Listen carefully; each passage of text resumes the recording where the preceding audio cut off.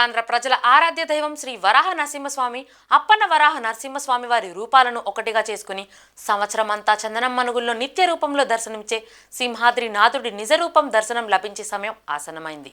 సింహగిరిపై కొలువైన శ్రీ వరాహ లక్ష్మీ నరసింహస్వామి వారి చందనోత్సవం బుధవారం జరగనుంది. ఏడాదిలో కేవలం ఒక్క రోజులోని కొన్ని గంటలు మాత్రమే లభించే ఈ అరుదైన దర్శనాన్ని చేసుకునేందుకు భక్తులు తరలిరానున్నారు. ఈసారి 2 లక్షల మంది భక్తులు స్వామి నిజరూప దర్శనం చేసుకుంటారని అంచనా వేశారు. సాధారణ భక్తులకు పెద్దపీట వేస్తూ వారికి దర్శనాల్లో ఎలాంటి ఇబ్బందులు లేకుండా రాష్ట్ర మంత్రుల కమిటీ ఆధ్వర్యంలో కలెక్టర్ హరేంద్ర ప్రసాద్, సింహాచలం దేవస్థానం ఈవో కె సుబ్బారావు నేతృత్వంలో జిల్లా యంత్రాంగం భారీ ఏర్పాట్లు చేసింది. సుందరాయ శుభాంగాయ మంగళాయ బహుజసే సింహశైల నివాసాయ శ్రీ నృసింహాయ మంగళం. శ్రీ శ్రీ శ్రీ వరాహలక్ష్మీ నృసింహస్వామి వారి సన్నిధానంలో భక్తులందరూ ఎప్పుడా అని ఎదురు చూస్తున్నటువంటి నిజరూప దర్శన సేవ భాగ్యాన్ని అనుగ్రహించినటువంటి దివసం ఇవాడే, ఏప్రిల్ 30వ తారీఖు. ఈ రోజున తెల్లవారుజామున అంటే రాత్రి 1 గంటకు వైశాఖ శుద్ధ తదియ బుధవారం రోహిణి నక్షత్రం రాత్రి 1 గంటకు సుప్రభాతం అయిన తర్వాత విశ్వక్సేనారాధనం పుణ్యాహవాచనం అయిన తర్వాత పంచకలశ స్నపన తిరుమంజనం కోసం ఆవాహనం ఆరాధనం అయిన తర్వాత ఋత్విక్వరణం ఉత్సవాంగీకారం అయిన తర్వాత స్వామివారి సన్నిధానంలోకి ప్రవేశించి చందనోత్తరణం అయిన తర్వాత స్వామికి అభిషేకం, పంచామృతాభిషేకం, అలంకారం అయిన తర్వాత ఆరాధనం, శీతలోపచారములు, నివేదనం, మంగళ నీరాజనం అయిన తర్వాత ఈ కార్యక్రమం అంతా సుమారుగా 3-3:30 గంటల వరకు కొనసాగుతుంది. ఇదైన తర్వాత ప్రప్రథమంగా మహారాజా వారి దర్శనం అయిన తర్వాత విశిష్ట అతిథుల దర్శనం. సుమారుగా 3:30 గంటల ప్రాంతం నుంచి సర్వదర్శనం ఆరంభమవుతుంది. నిజరూప దర్శనం సింహాద్రినాథుడు కొందావ సుందరతను పరిపూర్ణ చంద్రబింబానుకారి వదన అని చల్లనైనటువంటి స్వామి సింహాద్రి అప్పన్న నిజరూప దర్శనం లభింపబోతోంది. దర్శించండి. ఆ రోజు తెల్లవారుజామున సుమారు 3:30 గంటల నుంచి రాత్రి 7 గంటల వరకు సరళ దర్శనం కొనసాగుతుంది. సాయంకాలం సమయంలో ఆ భోగమంటపంలో ఆసాదనం చేయబడినటువంటి అష్టోత్తర శతకలశ స్నపన తిరుమంజనం కోసమని అష్టోత్తర శతకలశ మంటప ఆవాహనము ఆరాధనము జరుగుతుంది. విశ్వసేన ఆరాధనం పుణ్యాహవచనం అయిన తర్వాత ఆవాహనం ఆరాధనం అయిన తర్వాత సుమారు రాత్రి 8 గంటల ప్రాంతంలో స్వామికి అష్టోత్తర శత కలశాభిషేకం ఆరంభమవుతుంది. దీనితో సమాంతరంగా గంగాధార జలంతో సహస్ర ఘటాభిషేకం ఆరంభమవుతుంది. ఈ కార్యక్రమం అంతా సుమారు 8 గంటల నుంచి 11:30-12 గంటల వరకు కొనసాగుతుంది. రాత్రి 7 గంటల వరకు క్యూ లైన్ లో ప్రవేశించేటువంటి భక్తులకి దర్శనం పూర్తి చేసేసరికి ఆ క్యూ లైన్ లో 7 గంటలకి క్యూ లైన్ల యొక్క ముఖద్వారాల్ని నిర్బంధించడం జరుగుతుంది. అవి తాళాలు వేసిన తర్వాత ఆ సమయానికి ఆ క్యూ లైన్ లో ప్రవేశించినటువంటి భక్తుల యొక్క దర్శనం అందరి దర్శనములు పూర్తి చేసుకున్న తర్వాత గంగాధార నుంచి ఆ ముందు ఏర్పరిచినటువంటి ఆ క్యూ లైన్ల యొక్క నిర్మాణాలన్నింటినీ బయటకు తొలగించి అప్పుడు గంగాధార నుంచి పూర్ణకుంభం వేంచేపు చేసుకురావడం జరుగుతుంది. పూర్ణకుంభం వేంచేసిన తర్వాత ఆస్థాన మండపంలో ఉపచార సమర్పణం, మంగళ నీరాజనం సమర్పించి బేడా ప్రదక్షిణ పూర్వకంగా పూర్ణకుంభాన్ని వేంచేపు చేసుకుని ప్రధానాలయంలోకి వేంచేపు చేసి స్వామివారికి పూర్ణకుంభ జల సమర్పణ జరుగుతుంది. అయిన తర్వాత అప్పుడు స్వామికి విశేషమైనటువంటి ఆరాధన, శీతలోపచార సమర్పణం జరిగిన తర్వాత అప్పుడు సుమారుగా ఈ కార్యక్రమం అంతా 2 గంటలు అవుతుంది. ఏ సమయానికైతే చందనోత్తరణం జరిగిందో ఆ సమయానికి మళ్ళీ చందన సమర్పణం జరుగుతుంది.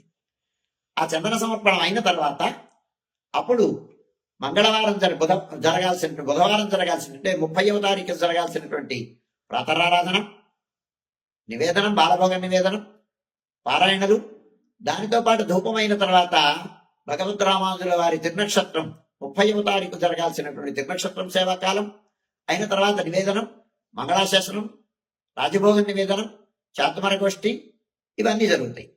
ఇవన్నీ ఇవ్వడానికి సుమారుగా తెల్లవారుజామున 5 గంటల ప్రాంతం అవుతుంది. 5 గంటలకు పవళింపు, ఏకాంత సేవ, కవాటమందంతో స్వామివారి యొక్క చందనోత్సవం కార్యక్రమం సుసంపన్నమవుతుంది. స్టాటిస్టిక్స్ తెలియజేస్తున్నాయి. అది 1,50,000 వరకు ఇప్పుడు వచ్చే అవకాశం ఉంది. దాని తగ్గట్టుగా ఏర్పాట్లు మనం ఏర్పాటు చేస్తున్నాం. ప్రధానంగా సామాన్య భక్తుల విషయంలో ఇక్కడ క్యూ కాంప్లెక్స్ని కొత్తగా ప్రసాదం స్కీమ్లో 3 ఫ్లోర్స్ అన్ని సౌకర్యాలతోటి క్యూ కాంప్లెక్స్ కూడా ప్రత్యేకంగా సామాన్య భక్తుల కోసం ఏర్పాటు చేయడం జరిగిందండి. అలాగే క్యూ లైన్స్ ఏర్పాటు ఇప్పటికే కంప్లీట్ అయిపోయి విత్ టాయిలెట్ ఫెసిలిటీస్, అలాగే షేడ్ తోటి కంప్లీట్గా ఉన్నాము. అలాగే డ్రింకింగ్ వాటర్ అన్ని రకాల ప్రదేశాలు కూడా ఏర్పాటు చేసుకున్నాము.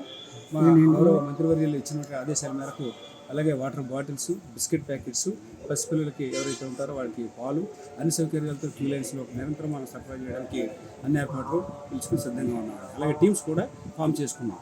అలాగే బయటికి దర్శనం చేసుకుని వచ్చిన తర్వాత భక్తులందరికీ కూడా స్వామివారి యొక్క ప్రసాదంగా ఉచిత లడ్డూని మనం రెడీ ఉన్నాము. దాని మేరకు మనం డిస్ట్రిబ్యూట్ చేయడానికి సిద్ధంగా ఉన్నాము. అలాగే దాంతోపాటు స్వామివారి ప్రసాదం కదంబం, అలాగే దద్దోజనాన్ని కూడా నిరంతరం కూడా రేపు 30వ తేదీన కంప్లీట్గా మనం ఏర్పాటు చేస్తూ వారందరికీ అందించడానికి భక్తులందరికీ ఏర్పాటు చేసుకున్నాం. అలాగే వీరు కాకుండా ఈ దాతలు ఎవరైతే ముందుకు వచ్చి చేస్తూ ఉంటారో వాళ్ళందరినీ ఒక కోఆర్డినేషన్ కింద పెట్టి ఒక డిప్యూటీ కలెక్టర్ గారి ఆధ్వర్యంలో కమిటీని, ల్యాండ్ ప్రొడక్షన్ డిప్యూటీ కలెక్టర్ గారి ఆధ్వర్యంలో కమిటీలు పెట్టి మనం ఎక్కడైతే పాయింట్ వైజ్గా వారికి కేటాయించి అటు వెళ్ళే భక్తులు వెళ్ళేటప్పుడు కానీ వచ్చేటప్పుడు కానీ ఇవన్నీ కూడా అందించే ఏర్పాట్లు చేయడం సిద్ధంగా చేసుకున్నాం. అలాగే ఈ షేడ్స్ కానీ మన క్యూ లైన్స్లో ఎక్కడ ఇబ్బంది పడకుండా ఎమర్జెన్సీ గేట్లు, అలాగే లోపల క్యూ లైన్స్ ఏది ఖాళీ అయితే అది ఇమీడియట్గా షిఫ్ట్ చేయడానికి ఏర్పాటు చేసుకోవడం, అలాగే మెడికల్ వారితో సహకారం ఏమైనా ఇబ్బంది అవుతూ ఉన్నాము. సర్వీస్ లైన్స్ లోపలగా ఫ్రీగా వెళ్ళడానికి క్లియర్ కట్ డైరెక్షన్స్ మనం పాయింట్ వైజ్ పర్సన్స్ని ఇప్పటికే స్టాఫ్ డిప్యూట్ చేసాం. సాయంత్రానికి అందరూ కూడా అది నేను ఆర్జేసీగా కూడా వర్క్ చేస్తున్నాను ప్రజెంట్. అందువల్ల అన్ని జిల్లాల నుంచి కూడా స్టాఫ్ని అందరినీ కూడా ఇప్పటికే డిప్యూట్ చేసాం. సాయంత్రం రిపోర్ట్ చేస్తున్నారు. రేపు ఉదయం 9 గంటలకి కలెక్టర్ గారు ఒక అన్ని డిపార్ట్మెంట్ తోటి ఒక కోఆర్డినేషన్ ఇక్కడ ట్రయల్ రన్ లాగా కోఆర్డినేషన్ కూడా ఏర్పాటు చేసుకోవడానికి సిద్ధమై ఉన్నామండి. అలాగే ఇంకా మిగతా బస్సులకు సంబంధించి, ట్రాన్స్పోర్ట్ సంబంధించి భక్తులందరూ కూడా వారి వాహనాలని ఎక్కడైతే బస్ పాయింట్స్లో మనం పెట్టామో అక్కడే మనం వదిలేసి మనం ఆర్టీసీ బస్సులు దేవస్థానం వారు ఏర్పాటు చేసినటువంటి 45 ఆర్టీసీ బస్సులు, 40 మినీ బస్సులు, అలాగే విఐపీల కోసం మరొక 15 ఇన్నోవాలని, ఏసీ ఇన్నోవాలు కూడా ఏర్పాటు చేసాం. వాటిలో ప్రయాణించి పైన ఉన్నటువంటి అప్లైట్లో ఉన్నటువంటి ట్రాఫిక్కి అంటే మన పార్కింగ్ ఏరియా లిమిటెడ్గా ఉండడం వల్ల వారందరికీ ఇబ్బంది పడకుండా జరుగుతున్నాం. అలాగే ఈ సరఫరా చేసేటువంటి ఈ వాలంటీర్స్ చేసేటువంటి వాళ్ళందరికీ కూడా గూడ్స్ వెహికల్స్ క్యారియర్స్ని కూడా మనం వాళ్ళకి ఇబ్బంది లేకుండా పోలీసు వారితో మాట్లాడి ఆ వెహికల్స్ పాసెస్ కూడా ఇవ్వడం జరుగుతుంది. డ్యూటీ పాస్లు ఇప్పటికే మొదలు పెట్టాం. మార్నింగ్ సాయంత్రానికి పాసెస్ కూడా డ్యూటీకి మేము కూడా రెడీగా సార్. బస్ కింద నుంచి ట్రాన్స్పోర్ట్ వచ్చే వాళ్ళకి ఏదైనా ఫ్రీ బస్సులు ఉన్నాయా, లేదంటే ఛార్జెస్ ఉన్నాయా సార్? అన్ని ఆర్టీసీ వారి దగ్గర బస్సులు తీసుకుని దేవస్థానం వారికి ఆర్టీసీ వారికి చెల్లించి బస్సులు ఎవరి దగ్గర కూడా ఎటువంటి రూపాయి కూడా వసూలు చేయకుండా ఉచితంగా మనం ఈ ట్రాన్స్పోర్ట్ సదుపాయాన్ని కల్పించడం జరుగుతుంది. ఈవెన్ ఏసీ బస్సులు కూడా ఫ్రీగానే మనం ఏర్పాటు చేసాం. ఇన్నోవాలు వారికి కూడా అన్ని కూడా ఫ్రీగానే మనం ఏర్పాటు చేసాం. ఈ ఎండను దృష్టిలో పెట్టుకుని ఏమైనా కూల్ పెయింట్స్ చేయడం, వైర్ మ్యాట్స్ కొంత ఏర్పాటు చేయడం, మరింత ఇంకెక్కడైనా ప్లేస్లో షేడ్ కంప్లీట్గా మ్యాక్సిమం కవరేజ్ 1,15,000 ఎస్ఎఫ్టీ మేరకు కంప్లీట్ కవరేజ్ మ్యాక్సిమం తీసుకోవడం జరిగింది. అన్ని షేడ్ ఏరియాలో తీసుకొచ్చేసాం చాలా వరకు కొండ పైన. ఇక బస్ పాయింట్స్లోను, మెయిన్ బస్ పికప్ పాయింట్స్లో షెల్టర్స్ కొన్ని ఏర్పాటు చేసి భక్తులు వాళ్ళు ఎక్కేటప్పుడు దిగేటప్పుడు గైడ్ చేయడానికి వాలంటీర్ సహకారం మనం ఆ ఏర్పాటు షెల్టర్ బాగా ఏర్పాటు చేసుకుంటాం. సరే, ఇతర దేవాలయాల నుంచి డిప్యుటేషన్ ట్యాబ్ ఎంతమంది సుమారుగా ఉంటారు? సుమారుగా 250 మందిని బయట నుంచి దేవాలయాలు తీసుకొచ్చామండి. వాళ్ళందరూ కూడా ఈ రోజు రిపోర్ట్ అవుతున్నారు. రేపు మార్నింగ్ డ్యూటీలోకి జాయిన్ అవ్వడం జరిగింది.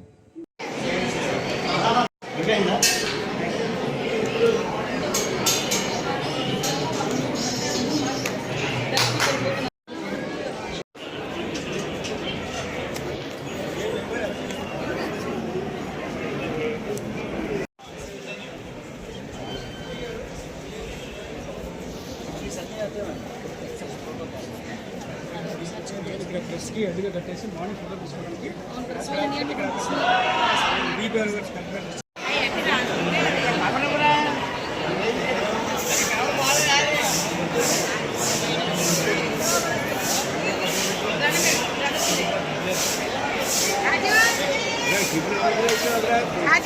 రాజు